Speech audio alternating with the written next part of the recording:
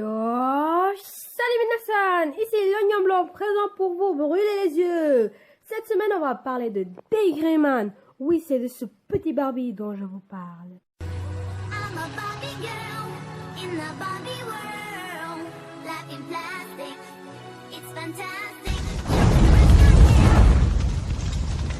Ouais, je kiffe cette chanson. La la la la la.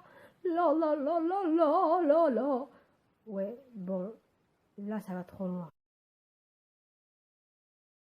Numéro 1. Les fans affirment que Daygreman non complet est Devil ou Demon Greyman. Ouais, le petit Barbie devient viril, dis donc. Bref, le nom Daygreman est une référence à Alan Walker, le principal protagoniste de la série entière en raison de ses cheveux blancs ou gris, c'est selon toi, la main démoniaque et ses yeux. Numéro 2. Quand il était un enfant, les cheveux d'Alien étaient de couleur rouge-brun. Et oui, il faisait aussi style que notre Guildart qui a une badassitude de niveau maximal. Mais ils sont devenus blancs lorsque Mana l'a maudit pour l'avoir transformé en Akuma, donc en démon. Numéro 3. Le personnage de la vie était à l'origine le personnage principal d'un autre projet de manga de l'auteur Bookman. Il nous faut des explications, Katsura Hoshino.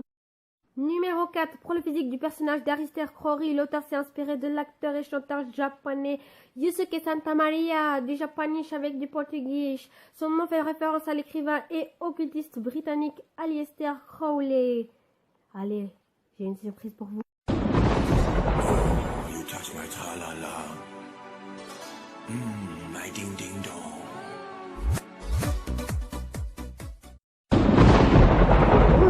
En dernier, le numéro 5.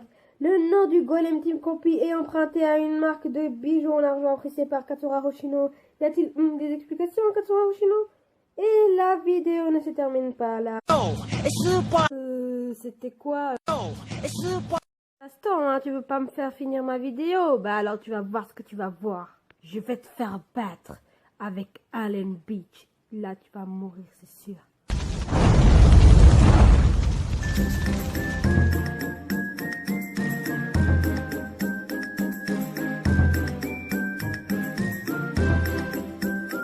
Voilà, il est mort. Maintenant, je disais, la vidéo n'est pas finie. C'est ce que vous croyez, petit rongeur dégueulasse.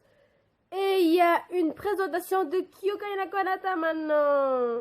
Kyukai no Kanata est un shonen action fantastique. L'histoire se passe dans un monde qui ressemble au nôtre, mais où les humains cohabitent avec des yomus, des espèces de fucking esprits, dont certains sont dangereux et donc chassés. Les deux personnages principaux sont Akihito Kanbara, un jeune étudiant qui a la particularité d'être mi-humain, mi-fucking yomu et d'être presque immortel. Ses blessures se soignent donc toutes seules. Il a aussi un penchant étrange pour les filles à lunettes. Le deuxième personnage, comme par hasard, a des lunettes de Mirai Kurayama, qui a le même âge que Akihito et qui, au début de l'histoire, cherche à tout prix à le tuer. Elle a la particularité d'être le dernier membre d'un clan humain maudit dont le sang peut être utilisé comme une arme contre les fucking de Yumu. Kyukai no Kanata joue beaucoup sur la relation entre ces deux personnages et sur leurs particularités. Il y a aussi enfin une histoire par rapport aux Yumu les plus puissants ainsi qu'une intrigue entre la famille nazie qui est composée d'humains dont certains sont amis avec Akihito. Et la Guilde des chasseurs est une série très dynamique avec des personnages intéressants, même les secondaires. Le scénario est travaillé et il vous surprendra jusqu'à la fin. Visuellement, l'anime est vraiment magnifique, le chara design est très réussi et l'animation des combats est particulièrement soignée.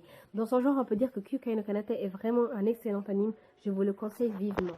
Voilà, c'est tout pour aujourd'hui, j'espère que ma vidéo vous a plu. Si oui, alors n'hésitez pas à liker et vous abonner pour ne pas rater une seule de mes vidéos. Alors, à la prochaine fois, Jana!